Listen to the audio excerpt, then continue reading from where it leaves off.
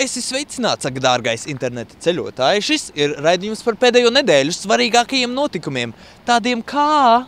Ģirds Ķesteris izsaka piedāvājumu, no kura nav iespējams atteikties.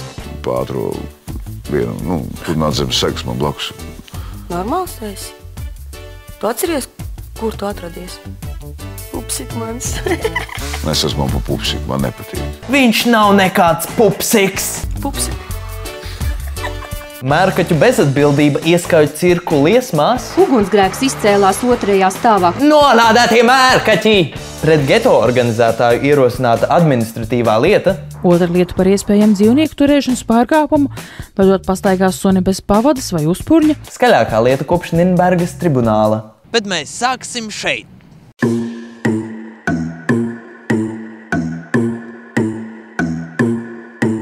Marts iezīmējās ar kādu neparastu incidentu. Bijušais CVK priekšsēdētājs Sigords Stradiņš, biķernieku mežā skrienot krosu, sāka šaut uz suņiem. Ne jau izklaides pēc. Es arī tā no sākuma iedomājos. Patiesībā izšaut viņš tā arī neizšāva. Palīgā saviem suņiem, kuri izrādījās totāli mīkstie, piesteidzās Raimonds Elbakjans. Šis vīrietis tā kā skrēja ar tādiem vārdiem, ka es jūs te visus nošaušu. Tajā brīdī es mēģināju tā kā apstādināt. Viņš izrādīja tā kā pretestību, mēģinot nogrūst man no velosipēda, bet izdevās viņu tā kā satvert un nogāzt zemē. Tu viņu aizturēji esot uz velosipēda. Viņš izrādīja tā kā pretestību, mēģinot nogrūst man no velosipēda. Šobrīd ir ierosinātas 3 administratīvās lietas. Viena no tām pret Raimondu Elbakjanu par iespējamu dzīvnieku turēšanas pārkāpumu, vedot pastaigā suni bez pavadas un uzpurņa. Labi, ka ne krimināla procesu. Raimonds šajā bildē jau izskatās notiesāts. Plus, kad viņi uzzinās, ka viņš organizē geto. Ziniet, kas vēl organizēja geto? Pareizi. Hitlers.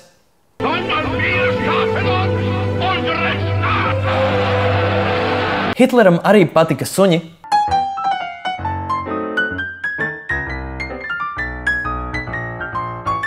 Viņš arī atbruņoja savus pretiniekus. Līdzības ir šokējošas. Daudzi uzdod pamatotus jautājumus, kāpēc rīta skrējienā treniņtērpā līdzi jāņem pielādēta pistole, kas vispār ir Sigords Stradiņš un vai viņš dzīvo 90. gadu asa sižeta filmās. Ar vārdu Sigords tas izklausās diezgan ticami. Un galu galā, kur ir Van Damme? What you see is a body crafted to perfection. Jā, pareizi.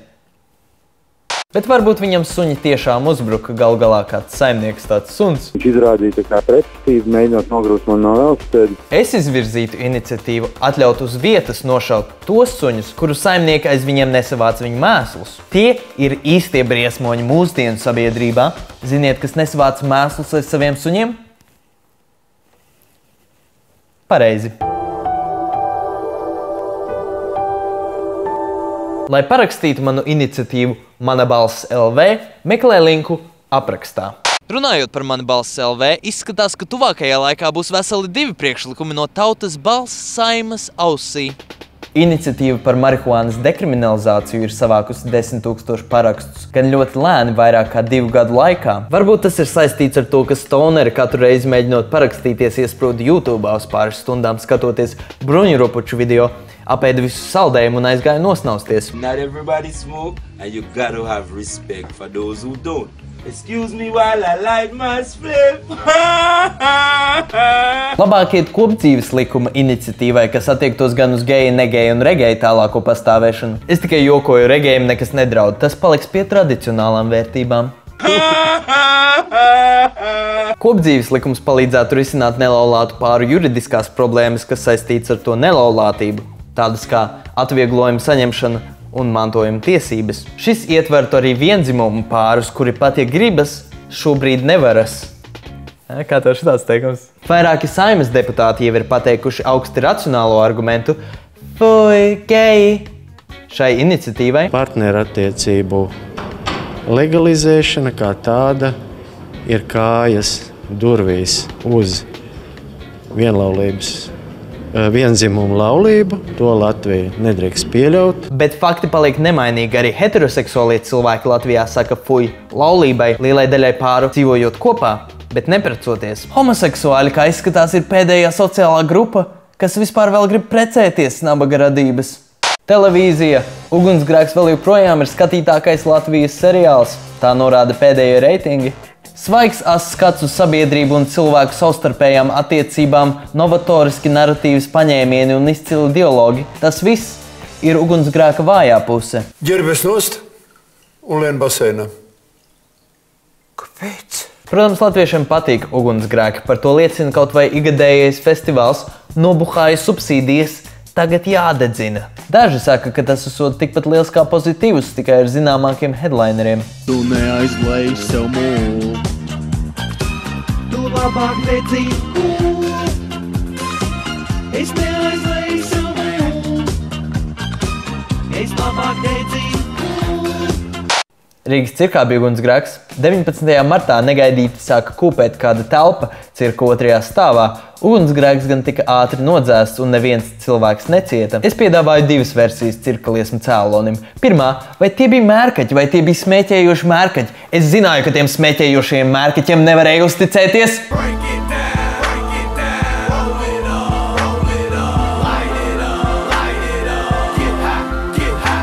Nolādētie mērkaķi!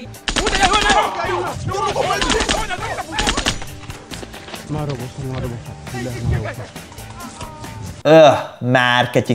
Otra versija Rīgas cirkam uguni pielaida Mertiļa ielas Lombardu asociācija, lai tā vietā varētu uzbūvēt 10-stāvīgu Nacionālā Lombarda ēku. Asociācija jau gadiem aģitē par šādas modernas Lombarda telpas nepieciešamību Rīgas kultūrvidē, piesaucot tādus veiksmīgus piemērus kā Igaunijas laikmetīgā Lombarda muzejs un Lietuvas zakto un lietoto priekšmetu centrs, kas uzbūvēts Viļņā virs dzelzceļa stacijas.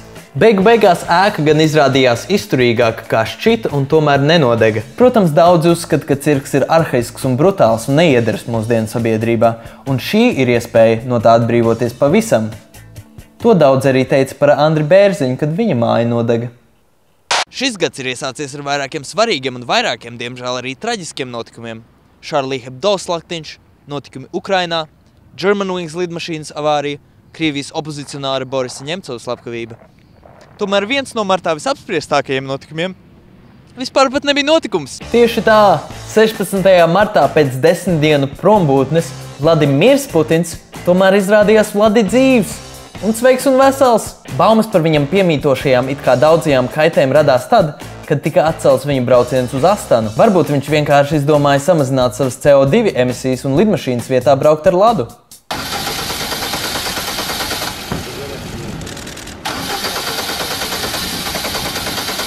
Ziniet, kas vēl rūpējas par apkārtējo vidi?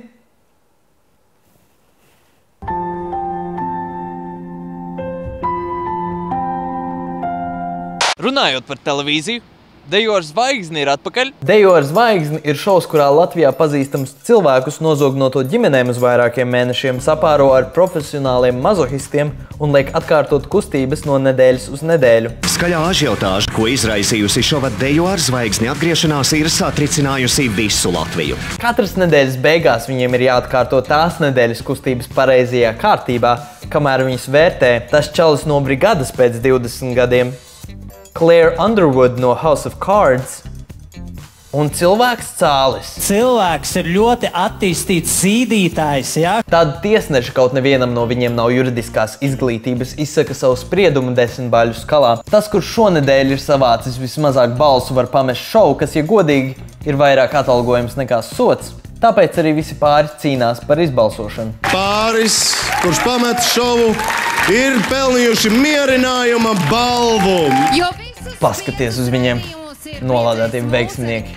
Viens no labākajiem šova elementiem ir žūrija, kas nepārtraukti mētājas ar spilgtiem epitetiem un metaforām. Ka viss tas bija sapludināts un plūda kā vienā lielā gumijā. Kā vienā lielā gumijā? Paldies par to šāvienu, vajadzēja to izdarīt sākumā. Pēkšņi atcerējies 90. jā? Un nekādas ārējas emocijas, bet pienāk tas laiks, ka izvelk nazi un ietur. Tā 90. risināja deju sacensības ar duršanu. Tā, ka iekšas rauj pilnīgi uz āru. Jums būtu bijis jāpeld, Aleksandra, tā kā putu krējumam kafijā. Ja tā padomā, viņam ir diezgan daudz dīvainu seksuālu metaforu. Varbūt viņš gribēja, lai palīdz divas pistoles, un viņas viņam bija. Kas sacelsies pret šito visu, vai ne? Tas bija tāds kā šampānieša pudeles korķis, kas izsprāga, ja? Un deva to tādu pēcgaršu, ka gribējās vēl. Turpini runāt, cilvēku cāli. Turpini runāt. Slāpju airi pa pēcpusi, ja? Dejoru zvaigzni vada aktieris Jānis Anmanis un kaut kas Maija Silva. Tev arī būs gripa. Nē, bet man ir viens... Gripa vai kas? Man ir cūku. Zini, kas ir cūku gripa? Izstāst. Cūku gripa ir tad, kad tu slimo parasto gripu, tu sēdi mājās viens pats un neviens draugs cūka neatnāk ciemos. Tā ir cūku gripa. Jā. Noskatīsimies vēlreiz. Cūku gripa ir tad, kad tu slimo parasto gripu, tu sēdi mājās viens pats un neviens draugs cūka neatnāk ciemos. Noskatīsimies vēlreiz. Cūku gripa ir tad, kad tu slimo parasto gripu, tu sēdi mājās viens pats un neviens draugs cūka neatnāk ciemos. Tā ir cūku gripa. Man tāds iespējas, ka šodien mums humora šovs, nevis deju. Kopumā Dejoru zvaigzni ir neslikta svētdienas vakara izklaide, un, ja savienot ar puslitru ruma, kļūs gandrīz tikpat baudāma kā puslitrs ruma. Bet tas arī viss šim video. Ja tev šis patika, ja tev lika smieties, tad lūdzu nošēro. Citādi es izdarīšu pašnāvības nožņa... Man beidzās zobdiegs. Es gribēju nožņaukties ar šo zobdiegu. Es to izdarīšu.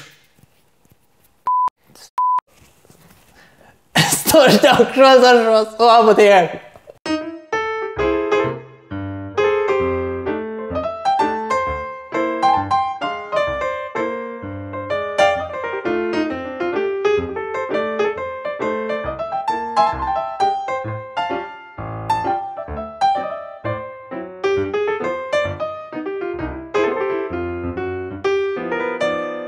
Ooh.